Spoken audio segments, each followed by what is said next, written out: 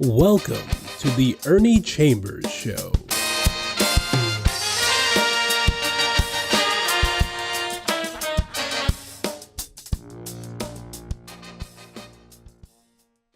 Brothers and sisters, friends, enemies, and neutrals, it's good to be here today. There are a lot of people who are not here, who was here the last time I was here, and many of them are found in Gaza, where the Israelis conducted an airstrike and killed dozens and dozens and dozens of people, with more than half of them being women and children. But I'm not going to go into that this evening because it would take all of the time and probably sap my energy. So I'm going to talk about the importance and significance of voting. This is the year of politics. Every year there's something political going on, but whenever there is a presidential race on the horizon, that is the crowning year event in politics. This is one of those years. So I want to touch on the significance of voting and related issues. As Black people, we know if we just watch television and couldn't read, but if we did read, including the newspaper, and watch the news, we saw during the 60s the horrible things done to Black people who were simply trying to vote. Water hoses that firefighters used to put fires out in big buildings were turned on our people, whether they were old men, old women, teenagers, and younger. Sometimes people would be sent rolling down the street. The jet of water was so strong. Tear gas was used. Dogs, police dogs, were set up on our children, trying to get the simple things that a person in a society that is supposed to be civilized would take for granted. You couldn't eat at a lunch counter. You certainly couldn't live in a neighborhood if there were white people there. You couldn't get a decent job, and Lord help you if you tried to vote. There were times that the registrar would tell people, you can't register because we have to give you a test. How many bubbles are there in a bar of soap? How many windows are on the northeast corner of the courthouse? Things like that. To help ignorant white people, and by that I meant simply those without knowledge, without education, who couldn't read. But the registrars and the powers that be wanted them to be able to vote. They had what they called a grandfather clause, and this is where that clause developed. If a relative of yours voted in an election, however many years ago that they say, that automatically entitled you to vote without even registering. That person who was white made it possible by registering for you to be registered. Those of us who would appear in person could not register, therefore could not vote. Sometimes if you registered, your registration was torn up, votes were thrown out, there was corruption everywhere.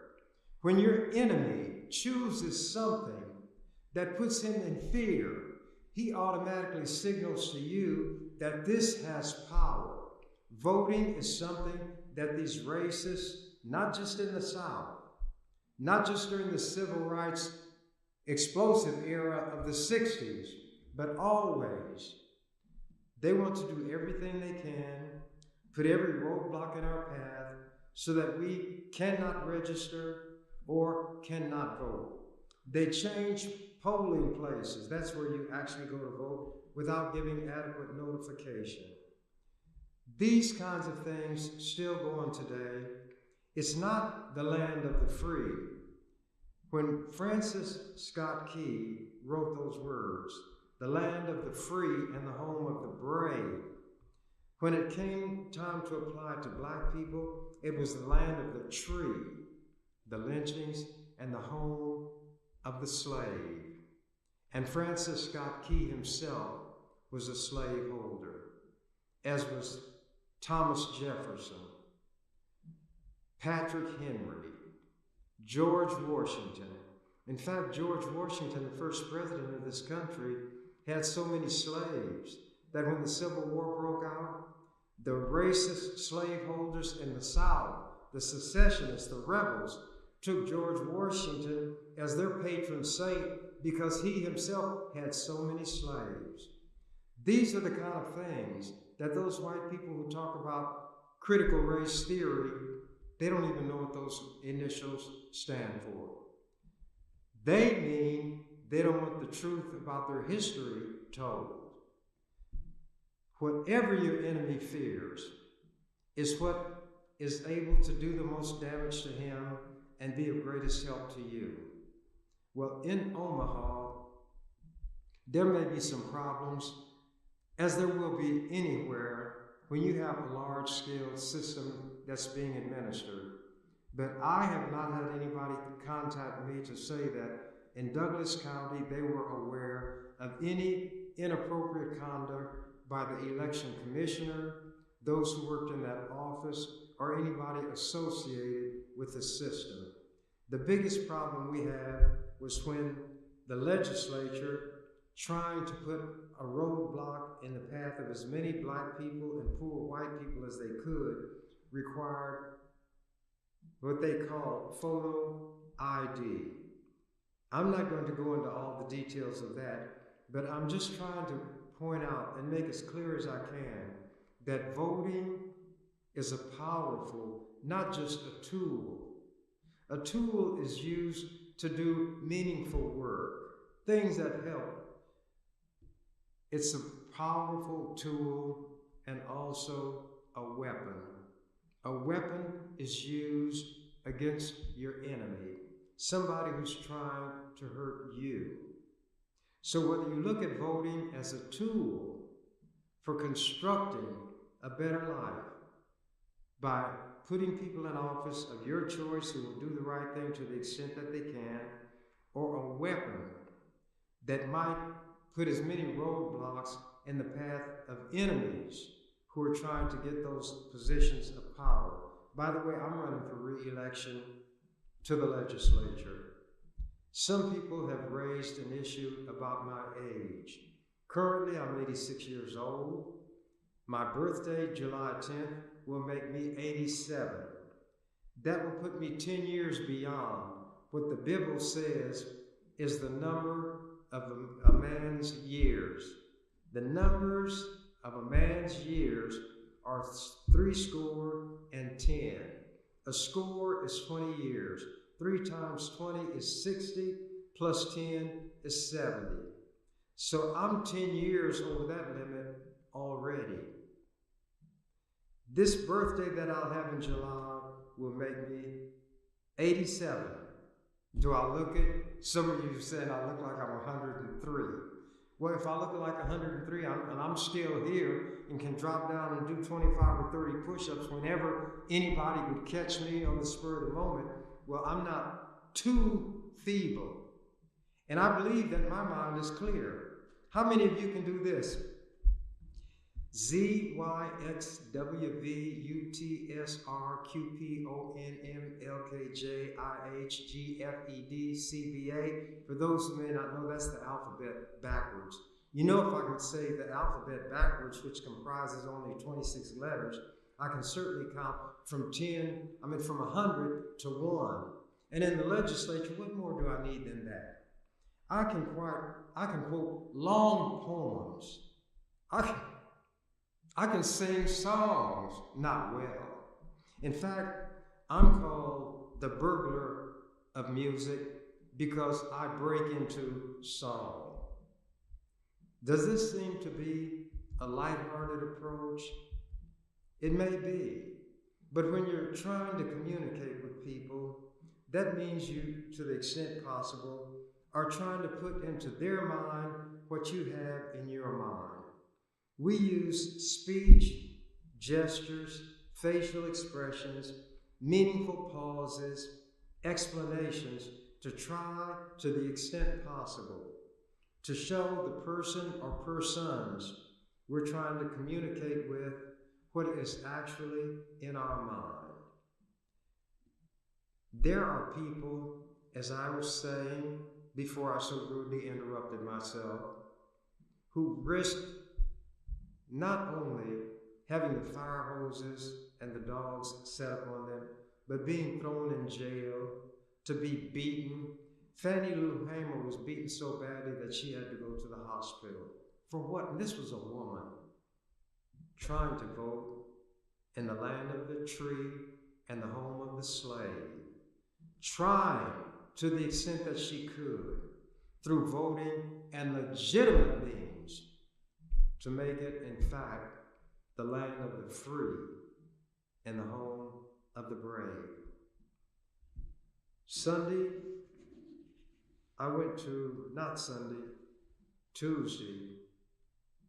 I went to a memorial for Carol Woods Harris. I don't go to funerals. Jesus said, let the dead bury the dead.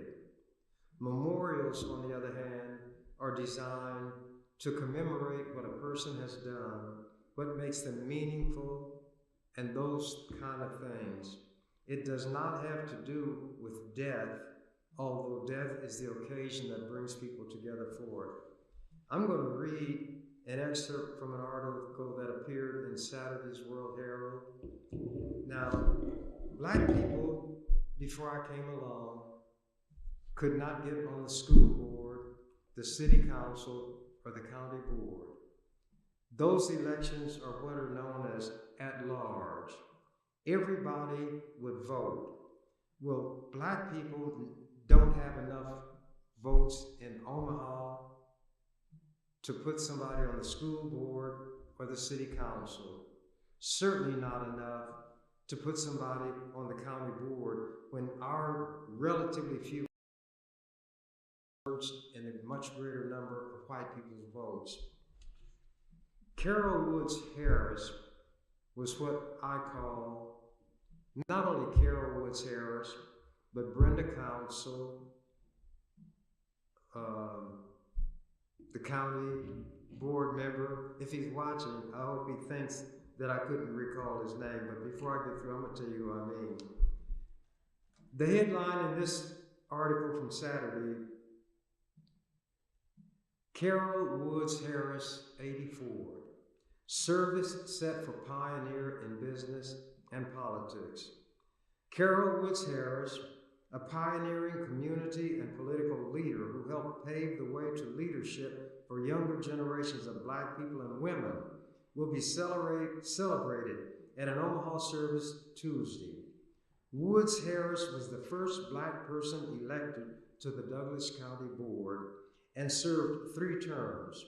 She also was elected to the Nebraska State Board of Education. Woods Harris died in April in North Carolina, where she had gone to live near family after her second retirement in Omaha. She was 84.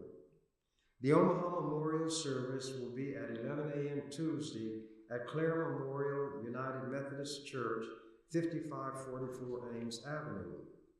Woods Harris is remembered in Omaha for not only being a pioneer as a black woman in politics, but also as a mentor to others.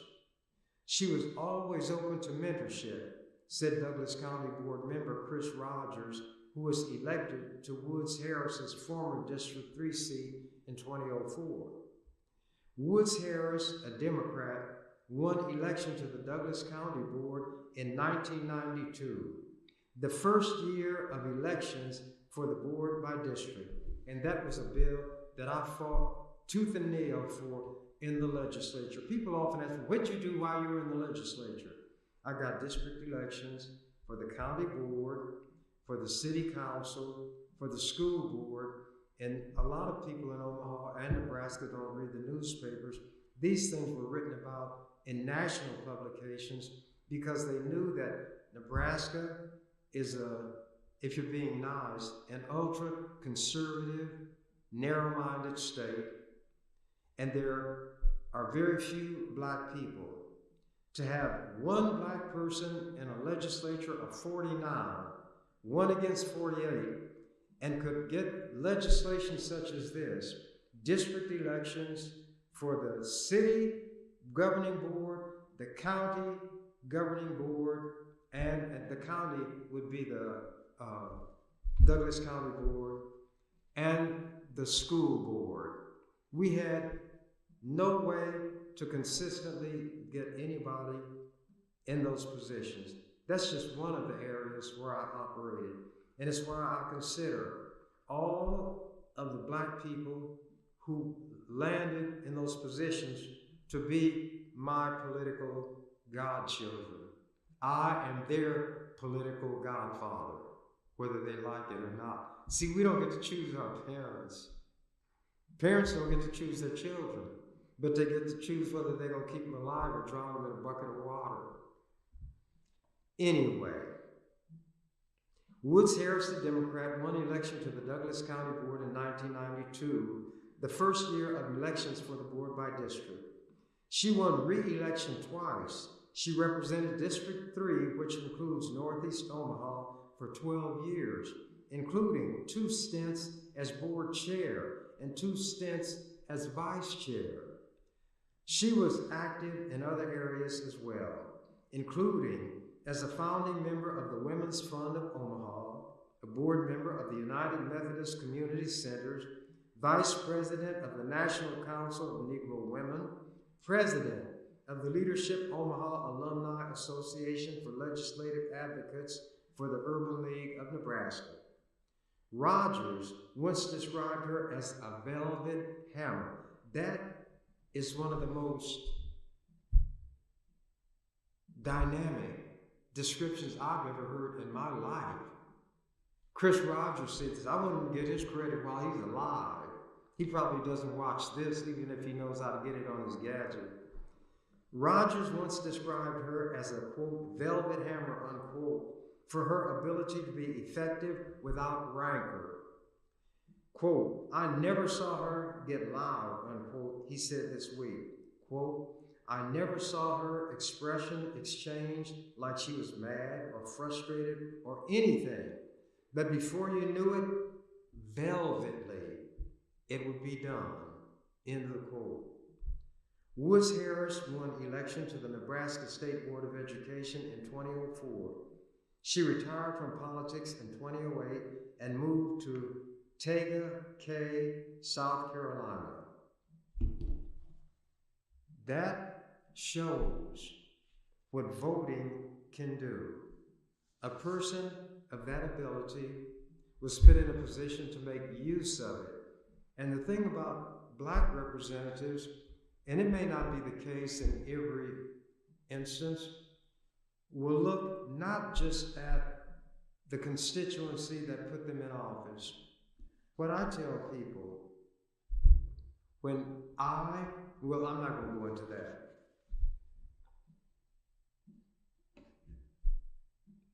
Do you all realize that the Constitution of the United States, the land of the free and the home of the brave, makes 4 references to slavery, the acknowledgement that at the time this country was founded, slavery was in full flower?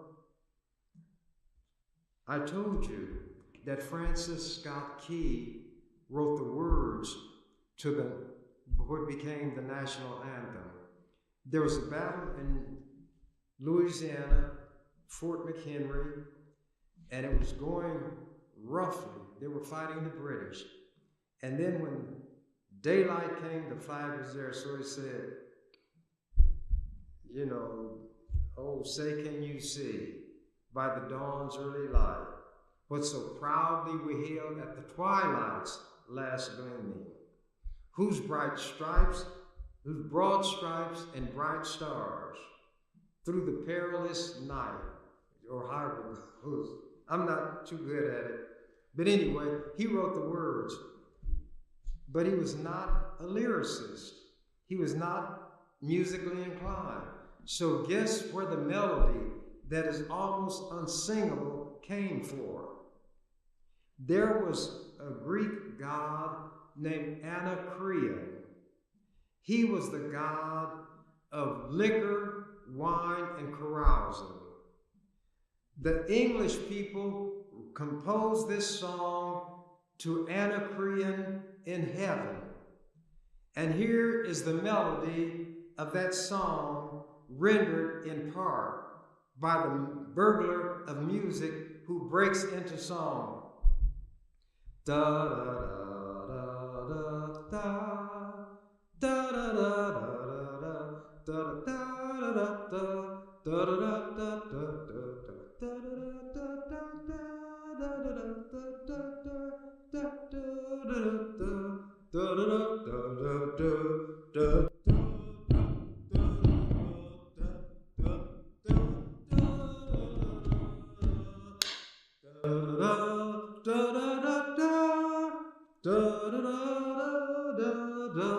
That melody came from the British drinking song to Anacreon in heaven.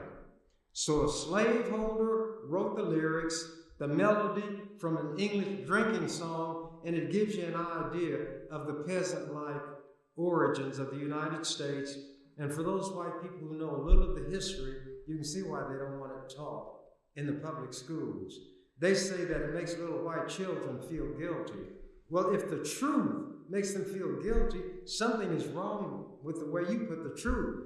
Because the Bible says, you shall know the truth, and the truth shall set you free. But they don't believe the Bible like everything else. They use it when it's convenient, but then they use it as a weapon.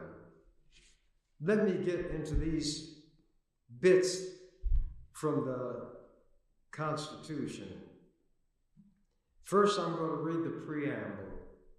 That is a brief statement that precedes the contents of a document, and it lays out a description of what the document is going to be about. A summary, in a way, if you will. We, the people of the United States, in order to form a more perfect union, establish justice, ensure domestic tranquility, provide for the common defense, promote the general welfare, and secure the blessings of liberty to ourselves and our posterity, that means descendants, do ordain and establish this Constitution for the United States of America. Now, here is something about grammar. In order to establish a more perfect, the word perfect means without flaw, no defect. Perfect is the word used to describe that which cannot be improved. But the American forefathers, as they call them, were not too hot on grammar, just like they were not too hot on morality.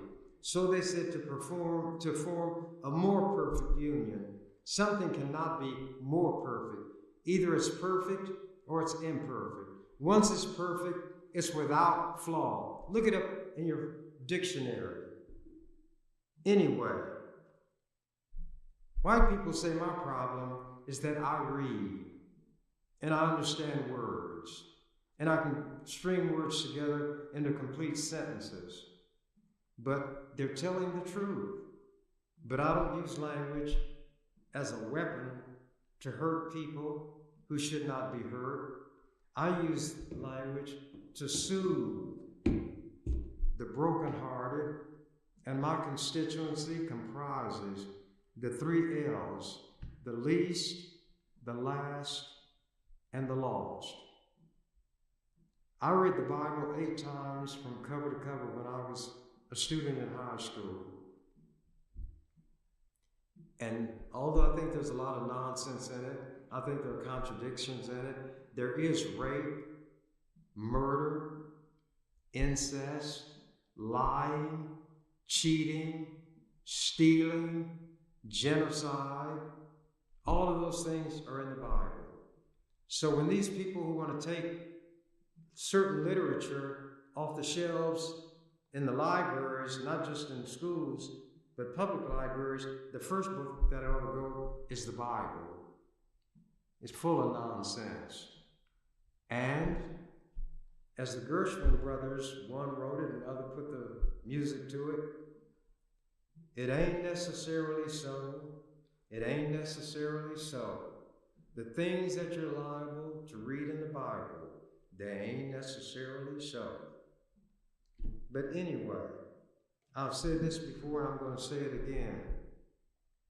When there were 2 children on the earth and their parents, a total of 4 people, Adam and Eve, Cain and Abel. Cain killed his brother Abel. God's voice was walking in the garden. They lived in the Garden of Eden, not the Garden of Apartments, as far as I know. It's not written in the Bible that way.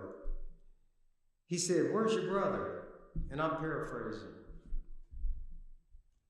Cain got a look of a snarl on his face, and he said, "Am I my brother's keeper?" God didn't answer. Cain didn't answer. But during those high school days, childlike mind, I gave an answer. In the Bible it said, of one blood, God made all nations of mankind. So that meant there's a common ancestry for all human beings. There's a guy named John Donne, an English poet, who talked about various things, and in one of his poems he said something to the effect, "No man is an island entire unto itself. Each is a part of the main." He talked about how, and the main was England. The main meant the entire country. Each is a part of that. And if a clod fell off, a piece of it washed away, then the main was lessened, made less by the loss of that clod. And after dealing with that, he said, "Every man's death diminishes me because I am a part of humankind. Therefore, seek not to know for whom the bell tolls. It tolls for thee." In those days when somebody crowed, the bell would ring and there was another one that bit the dust. So, when I was sworn in as a member of the legislature, and even before then, I wouldn't swear. And when I use the term swear now, I'm not talking about foul language, obscene language, bad words. It's an oath. And in the court, or wherever you take an oath in a legal setting, it doesn't mean that by you saying, "I swear to tell the truth and whole truth, nothing but the truth," in your mind you're saying, "I swear to tell the truth and the whole truth and everything but the truth." It simply establishes a point in time where you created a legal liability on yourself if what you say is not true. If you knowingly speak an untruth under oath, it's known as perjury. Perjury does not refer to a mere untruth. It is an untruth knowingly and intentionally spoken when you are under oath. You had promised, knowing that there's a penalty if you lie. You promised to tell the truth. So when I put my hand up like we all do, I don't mind doing that.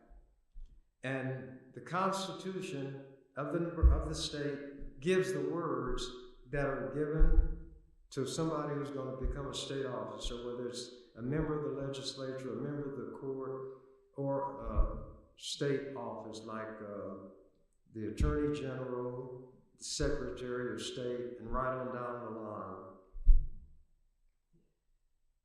The substance of the oath is that you'll do the job to the best of your ability. And then there are other words that you use as fillers. Well, because in the early days of this country, there were people whose religion, and they wouldn't swear based on what the Bible itself said. I'm paraphrasing now. Swear not by God, for that is his throne. Swear not by Jerusalem, for that is his footstool. Swear not by thy head, for you cannot make one hair white or black. Swear not at all. Let your yea be yea, your nay be nay. Anything more or other than this comes of evil. So, when the country that you all call the United States of America came into being, they did administer oaths. But because there were certain religious people who took their religion seriously enough, maybe not enough to avoid committing adultery, fornication, and things like that, but they took it seriously enough to do the easy things like not swearing, they'd put in parentheses, or affirm. And that word affirm spared you from taking an oath, swearing. You took the oath, but you did not swear. Yours was an affirmation, but it carried the same legal consequences. If in that situation, which otherwise would require the taking of an oath, you gave an affirmation and you knowingly, intentionally lied at the time you took it, then there can be legal consequences. If you are a member of the legislature or one of these other offices and you lie, then you're not going to go to prison for simply telling that lie. All politicians are presumed to be liars. But when I gave my affirmation, I meant it, and I did it without what is called reservation. That means you say certain words, but you leave unspoken the notion in your mind that I'm not going to do all of that. I'll go this far and no farther. When you hold back on it, that's a legal reservation, mental reservation. My intent, because I promised people when I first ran for the office, I was going to do the best I could to carry out the duties of that office, which meant to help everybody that I could who needed help, regardless of race, creed, color, religion, sexual orientation. Anything born of a man and woman is a human being. And since of one blood, God made all the nations of the worlds of men, then everybody born is my brother and my sister. And whereas Cain did not give an answer when God said, "Where's thy brother?" Cain answered with a question, "Am I my brother's keeper?" So I answered it. To the extent possible, I am my brother and my sister's keeper. And to the extent that I could, I kept that affirmation. I have people calling me to this day, lamenting the fact that I'm not in the legislature. White people who say, and I've got letters to this effect, I called my senator, he or she would not even take my call. I wrote, I got no response. I contacted you, and you got something done. That was not to make me a hero. It simply made me true to myself. I don't do things to impress anybody. I have an internal governor. You all call it a conscience. I call it what I call it. And that's between me and me. Now, that one inside of me is I let people know I have one true friend, and I give him a male gender because I'm male. He is deep down inside of me. He knows me. He knows everything I do. He sees everything I do. He knows everything I say. Maybe I can fool all of the people. Lincoln said you can fool all of the people some of the time. You can fool some people all of the time, but you can't fool all people all of the time. Well, Trump has fooled his people all of the time and continues to do so. But nevertheless, this one inside of me will not let me rest if I have not done what I have voluntarily obliged myself to do. But when that one inside of me says, "Well done," that's when I can lay my head on the pillow at night and sleep the sleep of the just. And that is how I live. That's how I direct my life. And I don't tell anybody they have to do as I do, because they have their internal, whatever they call it, as I have mine. But I never give up. I trust my own judgment. I will never quit. And whereas to try to get somewhat poetic, I may fly in the upper regions of the air and soar like an eagle, but I never lose the purposeful swoop of the falcon. And that's the way I operate. So it doesn't make any difference to me whether people approve of what I do, whether they disapprove, whether they like me, whether they dislike me. It doesn't hurt me. I have one that I must please, and I know right from wrong. I cannot do like some people and fool myself.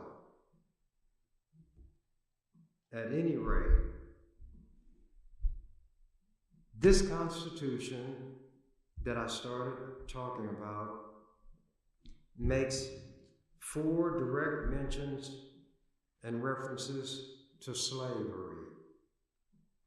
But you should start with the Declaration of Independence, because it was put together prior to the Constitution. This Declaration of Independence meant that these colonists were going to break away from England. They were going to commit treason against their king, King George. And it starts, we the people of the United States of America, in order to form a more perfect union, do establish and ordain this Constitution. That's where they end the Constitution. But the Declaration of Independence is different. And it talks about why these colonists are going to break away from the king. And I'm not going to go through all of that. But it starts by saying, we hold these truths. These are truths to be self-evident. That means when you say it, it defines itself. We hold these truths to be self-evident, that all men are created equal, endowed by their Creator with certain inalienable rights. That means you can't give them up yourself even if you want to, because as a human being, there are certain things that attach to you, and you cannot do away with them even if you try. Even if you conduct yourself in a certain way, you still remain a human being. Endowed by their Creator with certain inalienable rights, among these life, liberty, and the pursuit of happiness. To procure these rights, governments are instituted among men, deriving their just powers from the consent of the governed. Notice they say men, not women.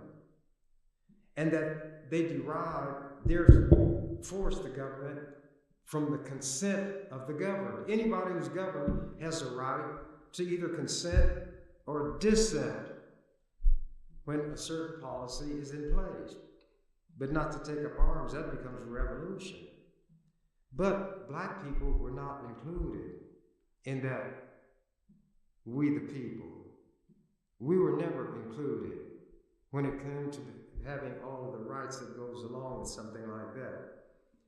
But then this Constitution of this country that was supposed to be a beacon of light to everybody else had to acknowledge that they had enslaved people. They treated us like cows, pigs, and chickens. They raped black women, raped little girls. Thomas Jefferson, who did a lot of drafting of documents, had a 14-year-old girl named Sally Hemings that he traveled to France with and committed sexual acts and produced children on this child, Thomas Jefferson. And they sold us like cows, pigs, and chickens.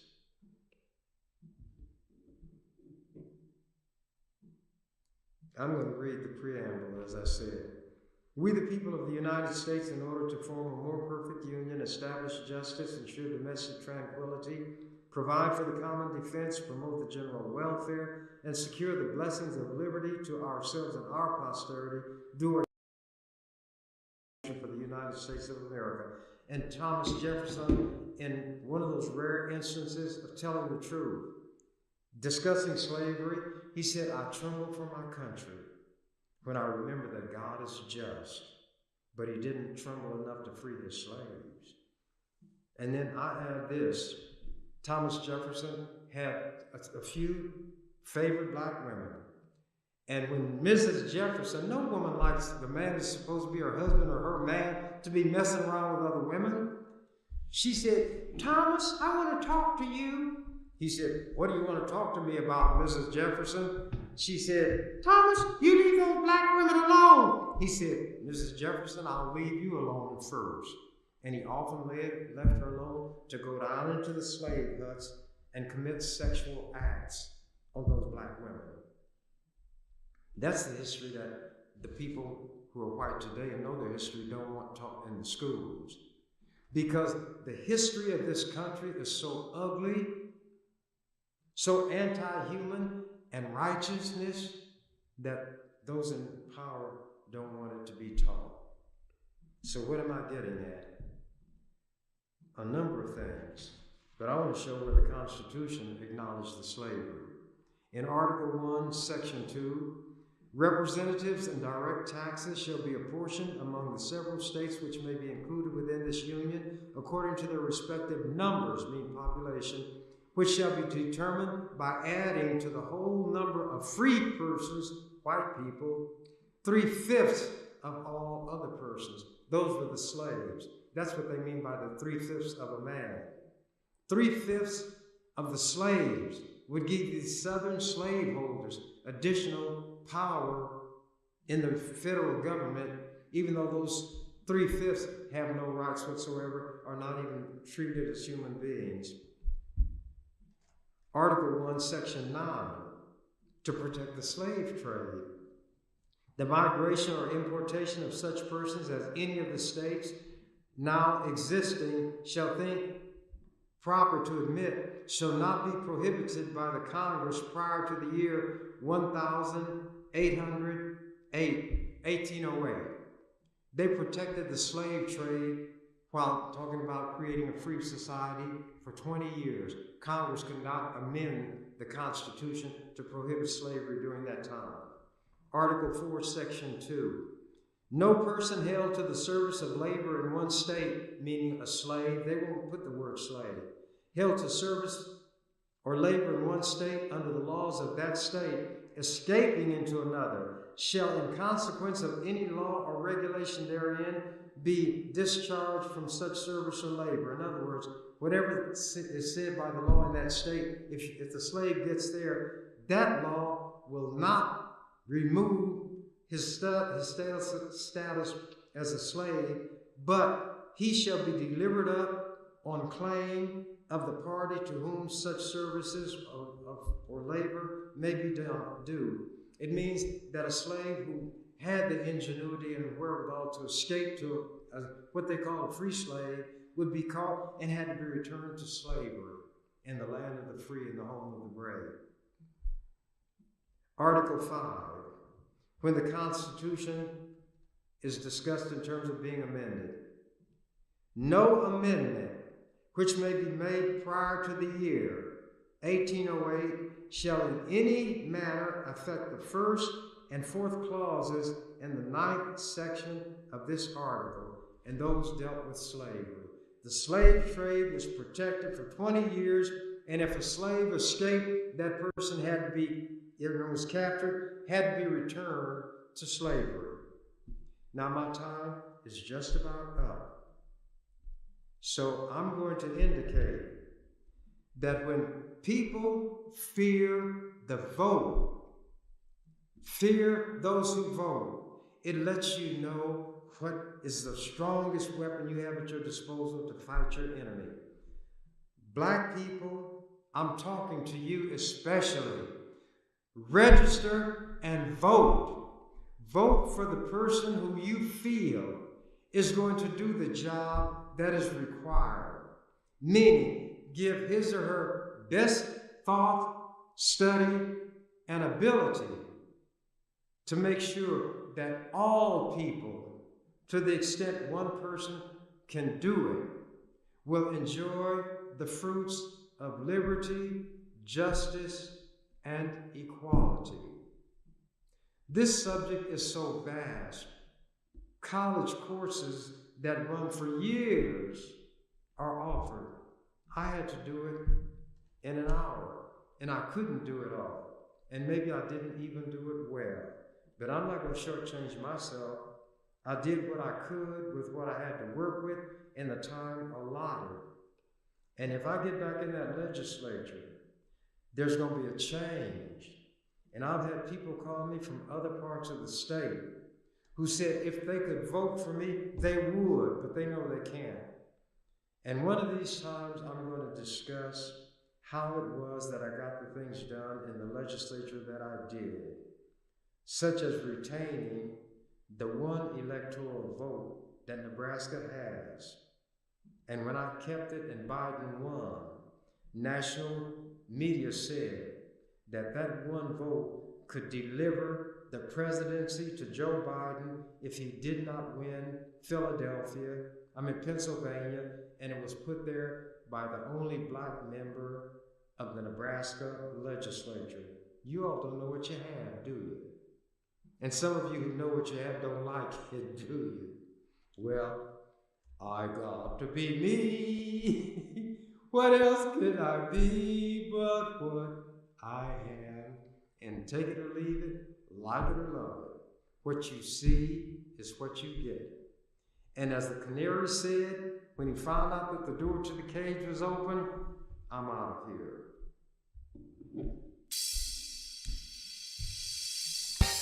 You've been watching The Ernie Chambers Show. If you'd like to leave suggestions, email us at ewcfacts@gmail.com. That's ewcfacts@gmail.com. This is an EWC Communications production.